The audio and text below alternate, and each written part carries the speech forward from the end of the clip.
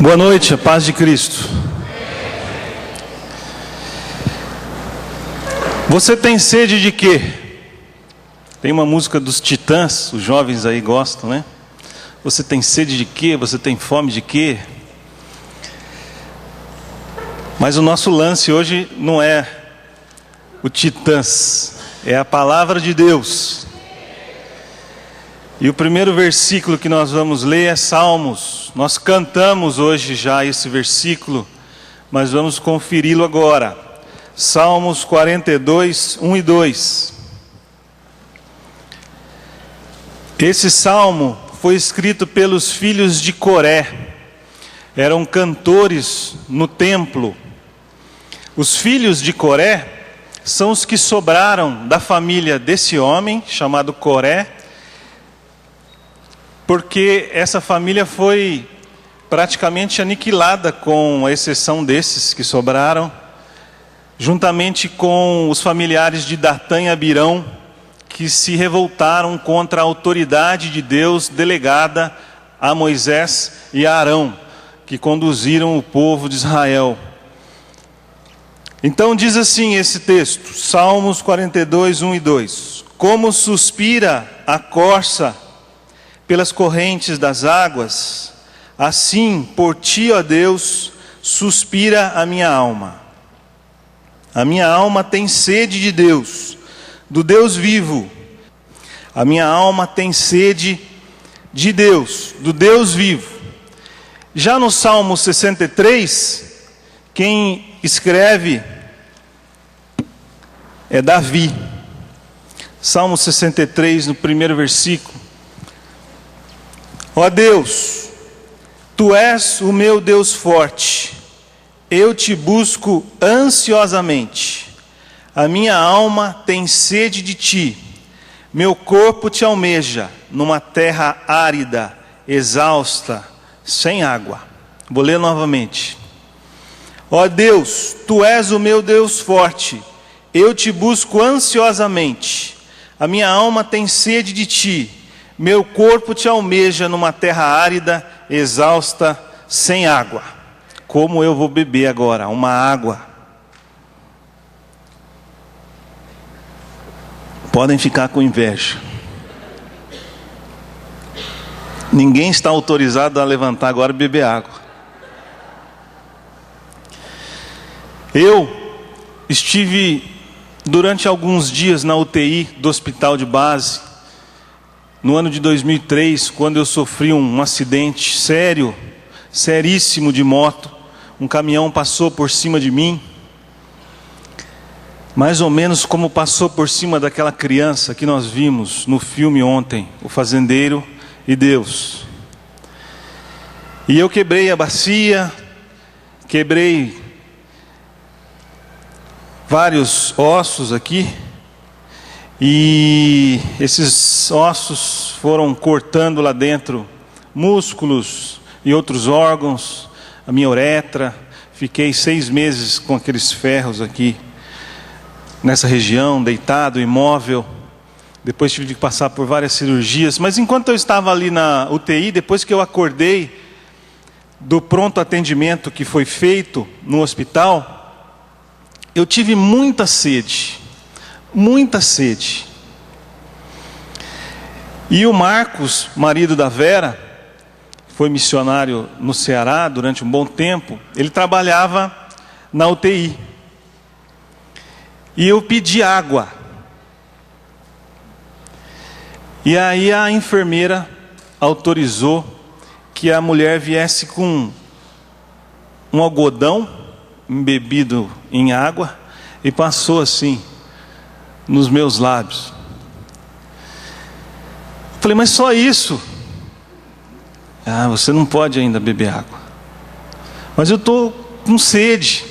Eu vou passar mais uma vez então o algodãozinho assim. Passou assim o algodãozinho.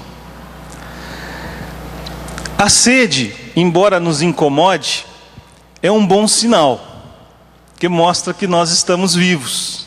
Se nós não tivéssemos sede, indicaria que não estamos vivos, porque sem água não há vida. Essa é a sede física.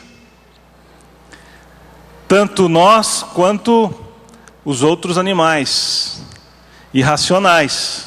Deus fez assim. Hoje, por exemplo, eu fui jogar bola, jogar futebol, e suei demais. Quantos gols, Valdemar? 3? Muito obrigado, Valdemar. Eu tinha perdido a conta. Então foram 3 gols, mas durante ali 40 minutos, talvez um pouquinho mais, aquela sede. Aí eu passei e parei para ver o Chan dando uma aula de aeróbica. E o auxiliar dele, o Daniel. E aí eu não fui pegar água. E aquela sede, até que eu fiquei tão incomodado, corri lá em cima, ainda tinha um pouquinho de água gelada, porque o consumo está muito grande. E aquilo foi um alívio para mim. Todos nós sabemos que a água é essencial para a nossa sobrevivência e faz bem para o nosso corpo. Nós precisamos de mais ou menos 2 litros de água, consumir isso, para reidratar o nosso corpo.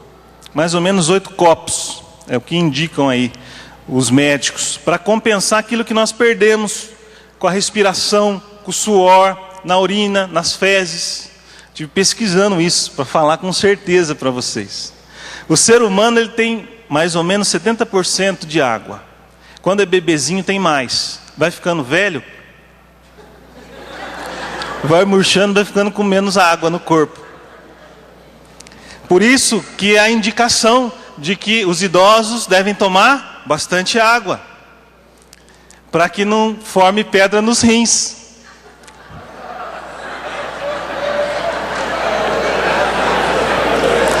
Para ajudar na função intestinal, para ter uma pele saudável. Mulheres, vocês querem ter a pele bonita? Tomem bastante água. E tomem banho também, todos os dias.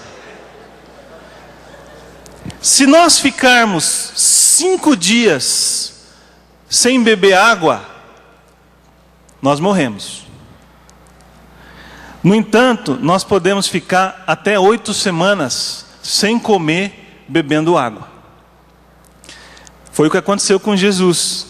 Quando Jesus foi tentado no deserto, foi levado pelo Espírito para ser tentado, a Bíblia não registra que ele ficou sem tomar água, mas fala que ele ficou 40 dias e 40 noites sem comer. E por que nós temos sede? Ter sede é uma necessidade. É algo essencial para a nossa sobrevivência. E a necessidade é diferente de um desejo. O desejo, na maioria das vezes, ele é algo que acrescenta na minha vida. A necessidade, se eu não tiver aquilo, certamente eu morro. O que nós precisamos? Água, comida. E como vocês comem, hein?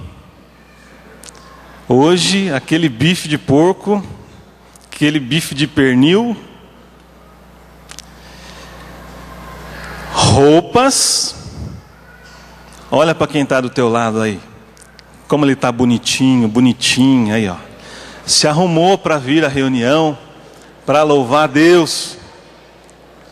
Com exceção de alguns desse lado que estão com uma camisa que é imprópria para uma reunião. Já desse lado aqui, tirando o rapazinho da frente ali, o narigudo, atrás, essa sim é uma camisa que merece ficar aqui nesse salão. E Deus sabe que nós precisamos. Você vai lá em Mateus no capítulo 6, no versículo 31 até o 33, você vê o que Jesus fala.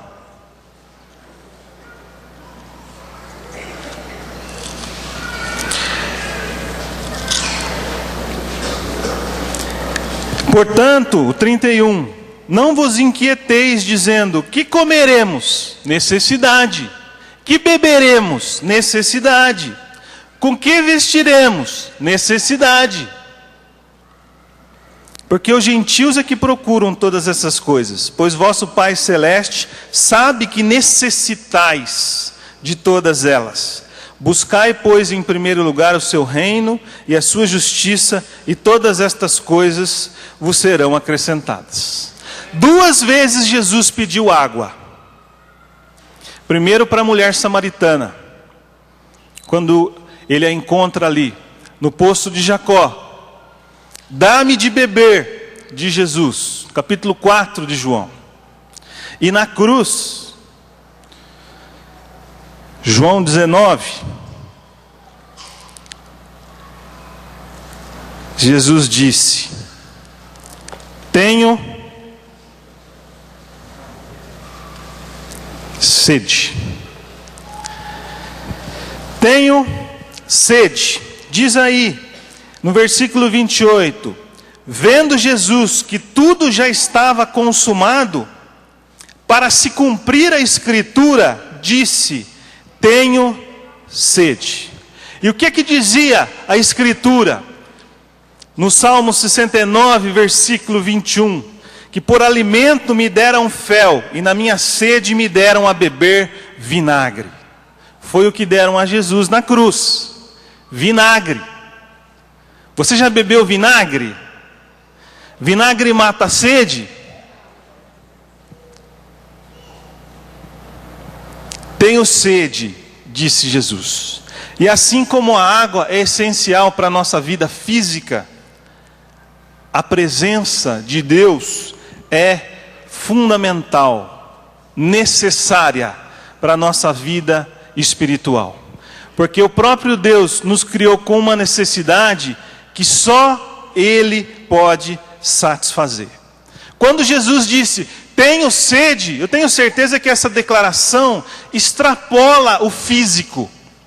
Porque o que ele ansiava mesmo naquele momento era estar com o Pai. No Getsemane, Jesus já tinha feito essa oração.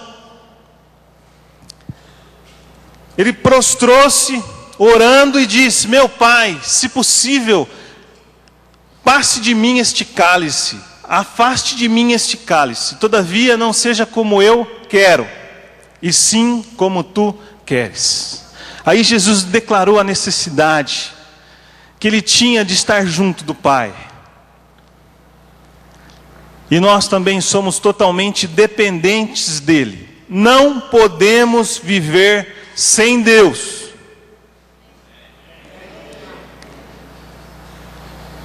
Durante muito tempo eu pensei que eu podia viver sem Deus. Não podemos viver sem Deus. Foi num acampamento como esse, em 1987,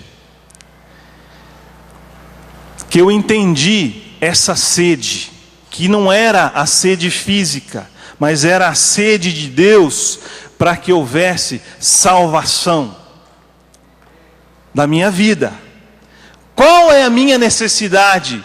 Qual é a nossa necessidade de todo ser humano? A pessoa sem Cristo tem a alma vazia, está espiritualmente morta, e começa uma corrida louca, atrás de algo que possa preencher esse vazio. Uns trabalham demais, outros buscam o dinheiro, outros o sexo, o poder, o entretenimento. E uma frase de Agostinho, Santo Agostinho, mostra bem isso. Tu nos fizeste para ti mesmo, e nossos corações vivem inquietos, enquanto não acharem repouso em ti. Somos inquietos. O homem é um ser sedento. Ele busca algo, porque foi Deus quem fez isso. Ele colocou essa sede no nosso coração, para que nós pudéssemos ter esse prazer de sermos dessedentados por Ele, de sermos satisfeitos por Ele, de sermos saciados por Ele. E só Ele pode fazer isso. Esse vácuo que nós temos é do tamanho de Deus. Só Deus pode preenchê-lo. Essa é a nossa real necessidade. É disso que nós precisamos nos conscientizar. Quem ainda não tem esse Cristo na sua vida? Se você chegou aqui nesse acampamento pensando assim, puxa, eu caí meio de paraquedas. Primeira vez que eu fui no acampamento, eu caí de paraquedas. Porque eu tinha tudo preparado para pular carnaval. Inclusive a minha carteirinha já estava falsificada do clube. E muito bem falsificada. O problema foi que meu pai pegou a carteirinha, me deu uma bronca. E falou, você vai ficar em casa durante esses dias. E um amigo que recentemente eu encontrei me convidou para ir a um retiro. Puxa, eu pensava que retiro era algo assim, que a gente ficava ajoelhado no milho, que as pessoas até levitavam, assim, né? Que era tudo aquela calma, tranquilidade. E aí eu falei para o meu pai, retiro. Lá eles leem a Bíblia o tempo inteiro. Deixa, vai. Então tá bom. Era perto da minha casa, na casa do Cursilho. E eu continuo morando ali naquela região. E 2, 3 vezes por semana eu passo em frente à casa do Cursilho. Sábado eu fiz isso mais uma vez. E me lembrei e agradeci a Deus pela oportunidade que Ele me deu de, a partir daquela época, passar pelas águas do batismo e ter um relacionamento com Ele. E foi ali que a minha esposa ficou apaixonada por mim, assim, à primeira vista. Ela não está aqui porque ela está trabalhando lá com as crianças. Ela ficou apaixonada.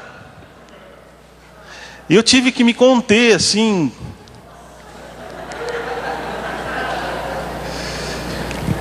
Você sabe que nós somos possuidores da imagem de Deus. E fomos criados para gozar comunhão com Deus. E desfrutar de tudo que Ele fez. Nós temos essa sede de recuperar o que perdemos com a queda.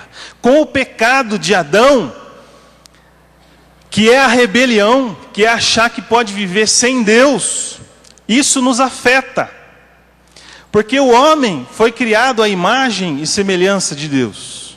Após o pecado, os filhos de Adão passaram a ser criados à sua imagem. O homem pecador. Essa imagem, então, ela vem sendo propagada mais e mais. E nós nascemos com esse desejo de vivermos longe de Deus. Mas Ele nos quer perto dEle.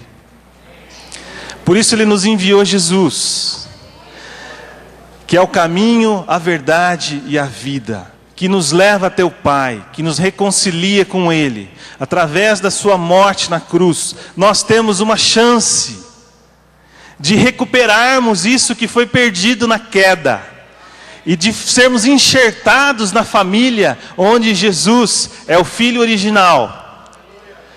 E passamos então a viver no corpo de Cristo, tendo esse Jesus como cabeça. Que coisa maravilhosa! Nós criamos estratégias inúteis, tentando encontrar satisfação fora de Deus, longe dEle. Mas essa necessidade que nós temos de nos relacionarmos com um ser amoroso, forte, que nos atribui certas tarefas, que nos capacita para realizá-las. Sem esse relacionamento com Deus, a vida é vazia. Terrivelmente vazia. Nada pode preencher isso, nem os seus amigos, que em algum momento vão te decepcionar, e os nossos amigos são os que nos traem, porque quem está longe não trai. Com quem nós temos um relacionamento frio e distante, nós não sentimos o impacto quando há algo negativo que se vira contra nós. E nós nos frustramos. Nem as emoções, nem prazeres, nem uma profissão de prestígio, de sucesso, nada disso pode preencher esse vazio. Eu achava que ser jogador de futebol profissional e ganhar muito dinheiro e ter muitas menininhas aos meus pés era a solução ideal para a minha vida. E por um tempo eu vivi nessa ilusão.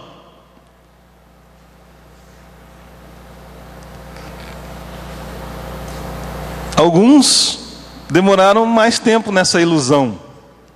Alguns amigos meus, atletas de Cristo, que eu não vou citar o nome, depois eles caíram na realidade. É que teve um que falou umas coisas de mim aqui no púlpito que eu não estava. Mas eu vou preservar a vida dele. Depois, a faculdade. Termina a faculdade, você começa a trabalhar, às vezes até faz a outra faculdade. Aí você pensa numa casa, aí você compra a casa, aí você imagina aquele carro, aí você compra o carro, e nada preenche esse vazio. E você vai querendo ter mais, você vai comprando, você vai se enfiando em dívidas, vai comprometendo o seu salário. Jeremias 2,13 diz que 2 males cometeu o meu povo, Deus dizendo: a mim me deixaram o manancial de águas vivas, e cavaram cisternas rotas, que não retêm as águas. Aquele buraco, a água cai, do jeito que cai, vai. Você já se sentiu assim? Você está se sentindo assim agora? Vazio. Talvez você já tenha buscado em outras coisas, em outras religiões.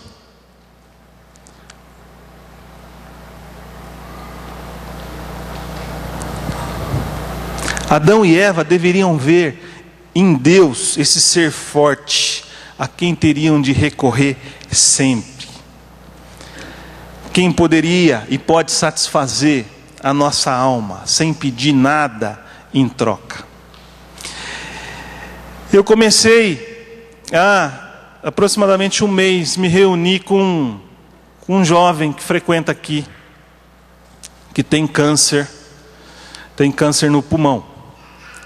Ele está fazendo um tratamento agora, um autotransplante da medula.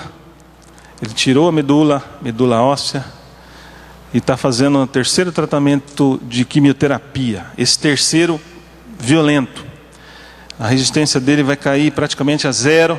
Depois ele vai transplantar a sua própria medula.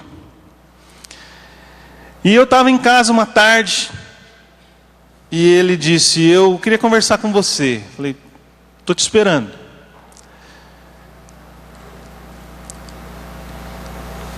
O câncer voltou. Ele já tinha tido em outro lugar do corpo. Eu não sei o que eu faço. Assim, eu sei o que você faz. Você precisa de Jesus. Você já tem Jesus na sua vida? Ele já é o teu Salvador e o dono da tua vida? Falou: olha, eu vou às reuniões, mas eu não entendo isso direito ainda. Será que você podia se reunir comigo para estudar a Bíblia? E nós estamos estudando a Bíblia.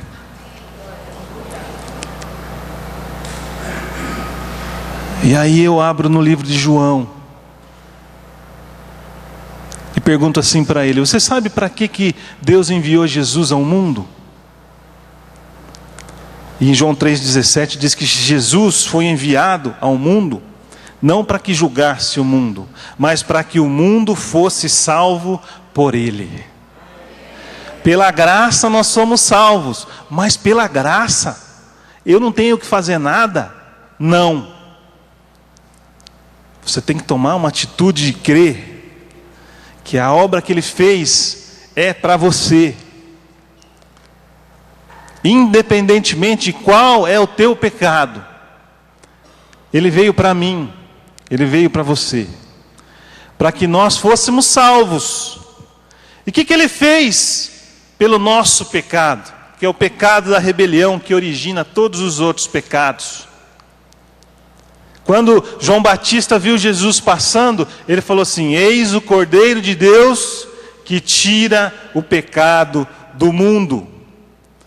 Derramou o seu sangue para que fôssemos limpos. Confessa o teu pecado. Havendo arrependimento, há também a reconciliação. Porque ele é fiel e justo para nos perdoar os pecados e nos purificar de toda a injustiça. E não há salvação em nenhum outro, disse Pedro. Abaixo do céu não existe outro nome dado entre os homens pelo qual importa que nós sejamos salvos. É só Jesus, ninguém mais do que Jesus. Jesus, Jesus, Jesus. É por ele que nós estamos aqui. É em torno dele que nós estamos reunidos.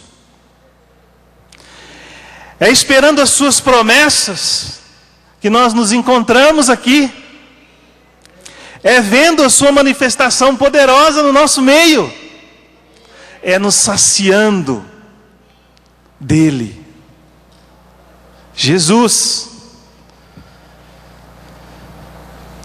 Por isso que quando a gente vai para o Apocalipse, no capítulo 7, versículo 10, diz assim que a multidão clamava em grande voz, os anjos, dizendo: ao nosso Deus que se assenta no trono, e ao Cordeiro pertence a salvação. A salvação pertence a Ele. E está disponível para cada um de nós. Para cada um de nós. Você já fez isso? Você já entregou a sua vida a Jesus? Você já disse para Ele: Senhor, eu preciso de Ti. Eu não sou capaz de viver sozinho. Até agora eu tentei, eu busquei em outras coisas, mas eu reconheço que estava errado. E eu Te quero na minha vida.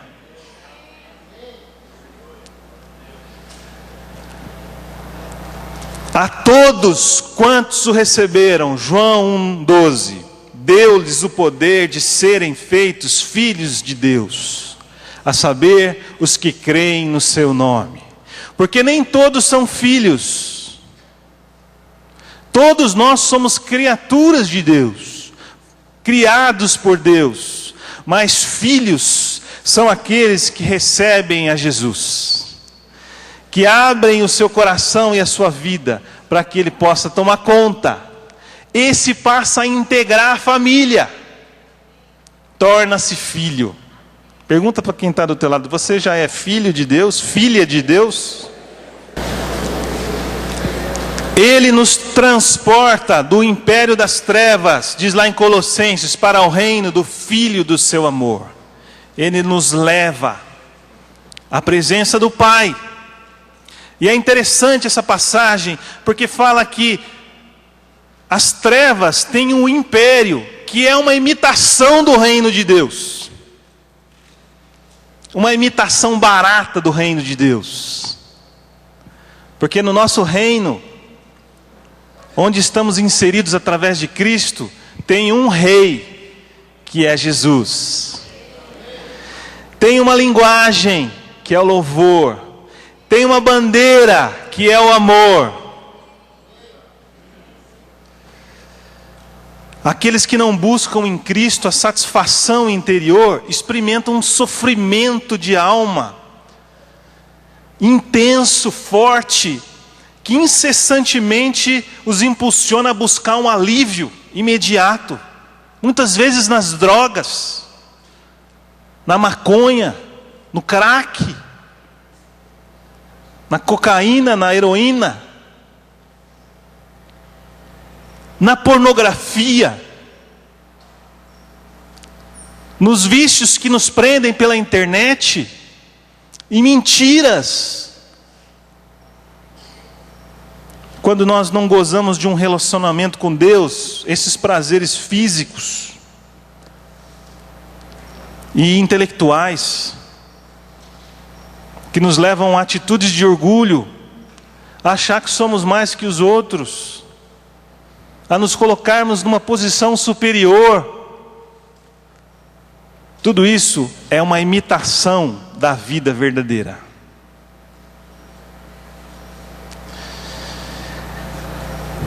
João 4,14 diz assim: aquele que, porém, beber da água que eu lhe der, nunca mais terá sede. Nunca mais terá sede. Para sempre. Nunca mais. Será que você pode falar isso? Nunca mais. Nunca mais terá sede. Essa sede de salvação, nunca mais. Porque a salvação se concretiza então na nossa vida através da pessoa de Jesus.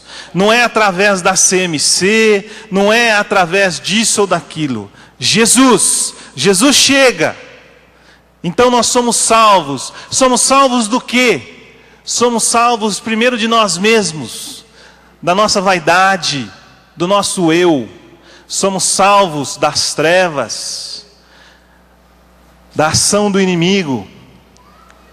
Somos salvos do mundo. Mas continuamos no mundo. Mas Jesus também falou: tem de bom ânimo, porque eu venci o mundo. A diferença é que agora tudo nós enfrentamos com Jesus conosco.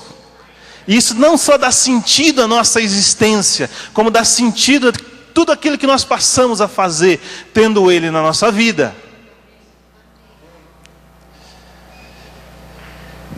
A vida eterna é o quê? É conhecer a Deus como o único verdadeiro e a Jesus enviado pelo Pai. Conhecer, não é um conhecer teórico, não é você saber a Bíblia de ponta a ponta, de cabo a rabo. É você ter uma intimidade com esse Jesus. É você ter um relacionamento com Ele. É você ter experiências novas com Ele. Não porque o teu pai e a tua mãe falaram, mas porque você experimentou isso. Você vivenciou isso. Você buscou isso. E essa sua sede foi saciada em Cristo.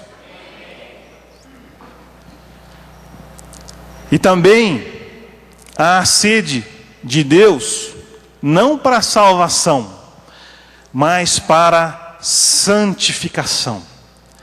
Para que o senhorio de Cristo, o seu governo, se estenda a todas as áreas da minha vida. E aí nós vamos para Mateus capítulo 5, versículo 6, que diz: bem-aventurados os que têm fome e sede de justiça, porque serão fartos. Fome e sede de justiça, porque serão fartos. No Sermão do Monte, Jesus assinala 8 qualidades de caráter que devem distinguir os seus discípulos. As bem-aventuranças, na verdade, são a descrição do próprio Jesus. É como se ele estivesse olhando no espelho. E é o que ele quer formar em nós. A descrição da sua maneira de ser e de viver estão aí. E Jesus falava como quem tem autoridade. Esse princípio que está contido nessa bem-aventurança é o princípio da santidade. Porque se trata de ser santo, de ser reto, de ser justo. Tem a ver com tomar a palavra de Deus a sério, para obedecer essa palavra e para seguir à risca. Hoje o que mais se vê, inclusive dentro das igrejas, é pessoas descompromissadas, que dizem da boca para fora que vão fazer isso, vão fazer aquilo, mas não cumprem aquilo que combinaram. Não dão nem satisfação aos seus líderes. Por que é que deixaram de fazer as atividades que receberam?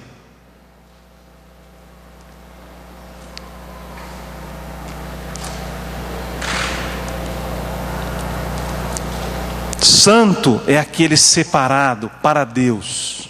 É o cristão genuíno, separado para ter uma vida com Ele. São felizes aqueles que têm sede de uma vida inteiramente separada para Deus. São felizes aqueles que têm fome e sede de obedecer ao Rei Jesus. Você é feliz? Ou será que esse conceito de felicidade, ele é muito diferente do que a gente vê por aí? E por isso, não vale nem tentar. Antes de ir para Portugal, onde ficamos, eu, minha esposa e meus filhos, como missionários por 3 anos, eu ouvi uma pregação que falava sobre a importância e a necessidade de que nós cumpríssemos e obedecêssemos esse ide de Jesus a todas as nações. Eu estava num hotel em Águas de Lindóia, e eu saí daquela palestra, e os meus amigos, meus companheiros que foram também a esse encontro, me procuravam, não encontravam, porque eu tinha percebido que ali perto havia um bosque, e o que eu mais queria naquela hora era me abrir com meu Deus, para dizer para Ele: Senhor, eu quero tanto ir para lá, mas eu não tenho condições, tem tanta gente melhor que eu.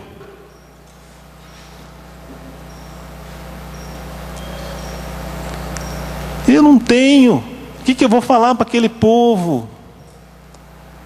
E o Espírito ia me enchendo, me consolando, mostrando realmente que eu não era nada, e que eu precisava desse Deus, precisava buscá-lo, nessa santidade contínua, nesse processo da sua ação na minha vida, para que a vontade dEle pudesse ser cumprida. E como é bom chorar, e como é bom nós nos derramarmos diante de Deus, porque também tem uma bem-aventurança que diz: bem-aventurados os que choram, porque serão consolados. Que choram ao ver o seu próprio pecado, que choram ao ver a situação das pessoas que estão próximas. Choram. Você tem chorado quando você olha para você mesmo? Eu comecei esse ano uma crise tremenda no meu ministério. E fui levado para o livro de Malaquias, o capítulo 3 de Malaquias. Vou ler para você. Vós dizeis, eu dizia, inútil é servir a Deus. Que nos aproveitou termos cuidado em guardar os seus preceitos e andar de luto diante do Senhor dos Exércitos? Ora, pois nós reputamos por felizes os soberbos, também os que cometem impiedade prosperam. Sim, eles tentam ao Senhor e escapam. A gente às vezes chega a achar que o que nós estamos fazendo não tem importância nenhuma. É inútil. Feliz é o outro que faz coisas erradas e continua avançando, prosperando, ninguém pega ele. E olha só o que Deus fala. Então, os que temiam ao Senhor falavam uns aos outros. O Senhor atentava e ouvia. Havia um memorial escrito diante dele para os que temem ao Senhor, e para os que se lembram do seu nome. Eles serão para mim particular tesouro, naquele dia que prepararei, diz o Senhor dos Exércitos. Poupa-los-ei, como um homem poupa seu filho que o serve. Filho, filha que serve a Deus, é poupado, é guardado, é consolado, é particular tesouro, é precioso, é importante. Por isso há esse prazer, essa alegria de buscar esse Deus e de sermos cheios da sua presença, de sermos saciados pelo seu Espírito, de sermos alentados.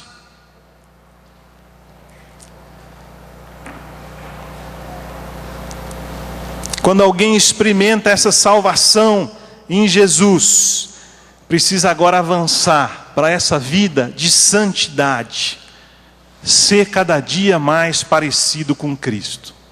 E esse mesmo Davi que nós lemos lá no Salmo 63, que busca ansiosamente a Deus, no Salmo 28:1, ele diz: a ti clamo, ó Senhor, rocha minha, não seja surdo para comigo, para que não suceda, se te calares acerca de mim, seja eu semelhante aos que descem a cova. A necessidade de Deus, de estar com Ele, de ter intimidade com Ele, de viver na sua presença era tanta, que se o Senhor se calasse, ele preferia morrer. Ele preferia descer a cova. Essa expressão verdadeira da alma, que já experimentou, que já teve essa experiência com Deus, e que agora por algum motivo busca isso novamente. Deus pode fazer aquilo que você espera, aquilo que você busca.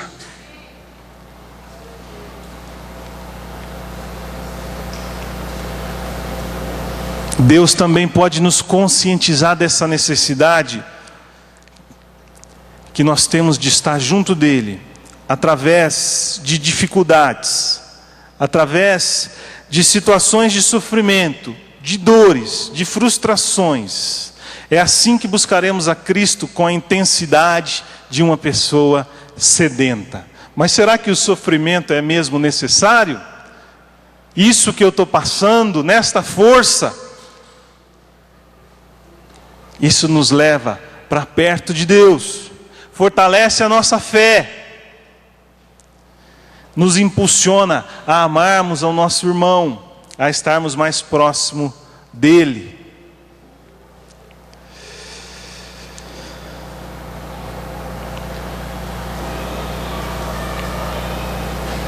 Alguém aqui tem sede?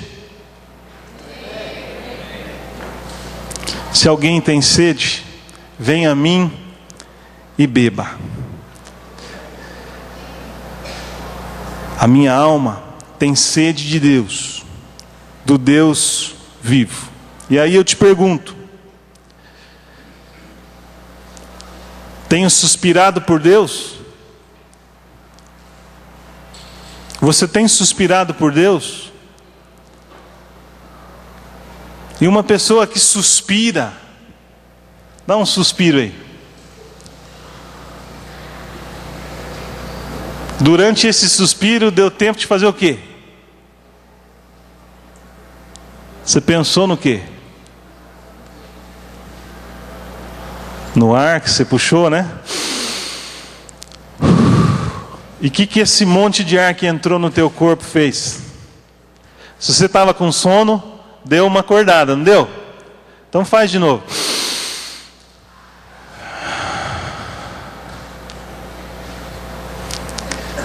Suspirar na presença de Deus é reconhecer que nós precisamos dEle, é investir o nosso tempo para estarmos com Ele, é nos derramarmos na Sua presença, é nos abrirmos na Sua voz, é investirmos aquilo que temos para conhecê-lo através da Sua palavra, é nos rendermos totalmente a Ele.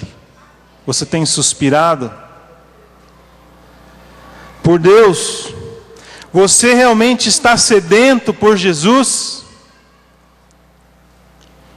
Ou talvez você diga, eu estou satisfeito já aconteceram tantas coisas boas, acho que já está legal. Talvez se tiver um pouco mais, vai atrapalhar a minha vida. Estou sedento por Jesus? Busco ansiosamente o Senhor? Ansiosamente o Senhor? Busco, procuro, me entrego nessa procura, me envolvo. Se você ainda não tem Jesus como seu Senhor e como seu Salvador, é preciso que você reconheça essa noite a sua sede de Deus, porque eu e você somos pecadores por natureza, e eu não posso pensar em uma condição mais sedenta e necessitada do que essa sede para a salvação, conforme nós falamos. É preciso que você reconheça que algo vindo de você mesmo não poderá salvá-lo ou salvá-la. Nós não somos salvos e tampouco recebemos o Espírito Santo por nossos próprios méritos ou meios. As águas são oferecidas de graça. Pela graça sois salvos, diz Efésios 2:8. Isso não vem de vós, é dom de Deus, para que ninguém se glorie.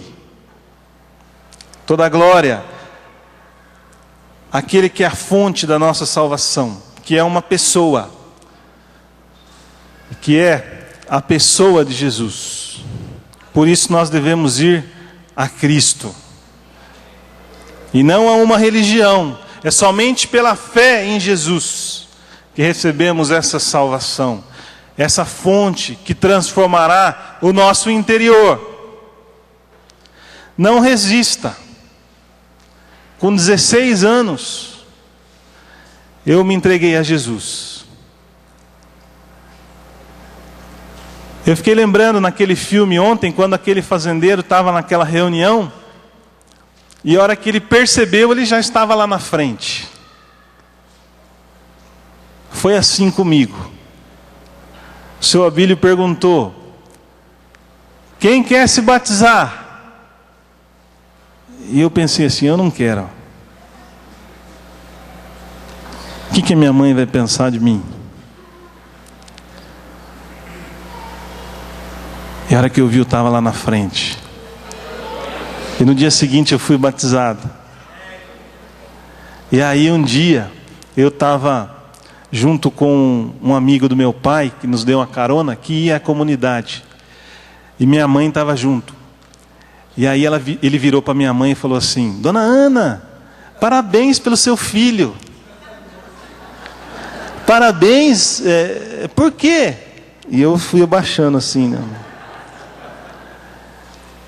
Ele se batizou. E minha mãe fechou a cara, ficou brava. Porque eu não tinha contado para ela. Eu errei, eu devia ter contado.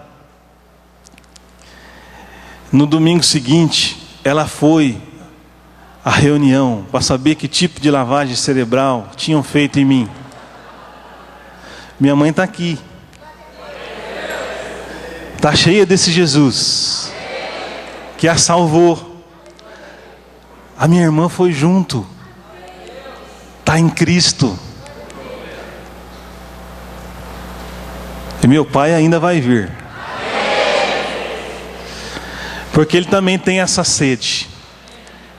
Todos nós temos essa sede.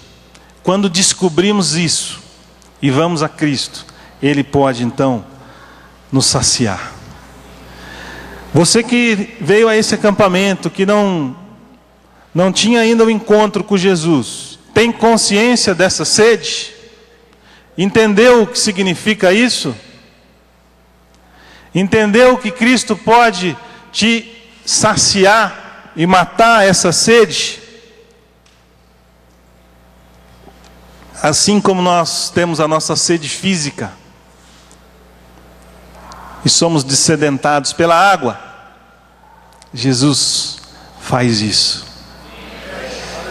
E se você já está em Cristo, você já tem um compromisso com Ele, já inclusive passou pelas águas, às vezes até um líder na comunidade, você entendeu que seu sofrimento, suas dificuldades, os problemas que têm surgido, alguns relacionamentos desgastados, são oportunidades para encontrar em Deus a satisfação que só Ele pode dar, através da santificação que Ele quer operar na tua vida?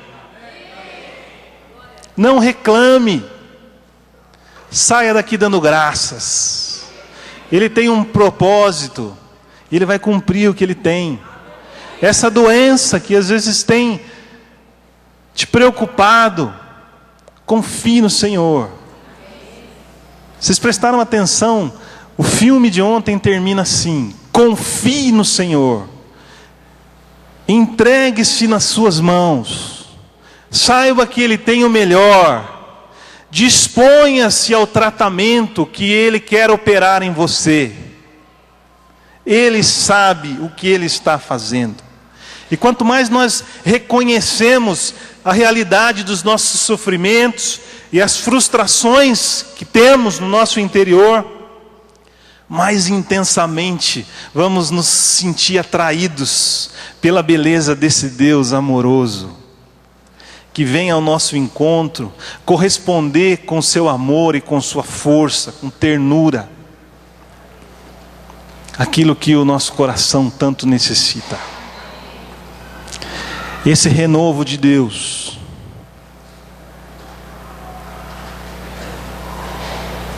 Deus quer que nos rendamos a Ele. Ele nos ama. Você tem sede de quê? Foi a pergunta, né? Que eu fiz aqui no começo. Então sacie a sua sede em Jesus. Amém? Se você ainda não tem Cristo na sua vida, e você, essa noite, quer assumir um compromisso com Ele, para dizer: Jesus, preciso de Ti. Essa sede que o Marcos falou, é o que acontece comigo. Eu quero te receber hoje, como meu Senhor, como meu Salvador. Você levanta, vem aqui à frente. E você que também já tem Jesus, mas quer mais de Cristo, quer se encher dele, precisa, está passando por situações de dificuldade, que às vezes até nem entende, mas quer se entregar por completo nas mãos de Deus. Você também levanta, vem aqui, nós vamos orar por você. tvcmc.com.br é o nosso canal para compartilhar o Evangelho do Reino de Deus e o senhorio de Jesus Cristo.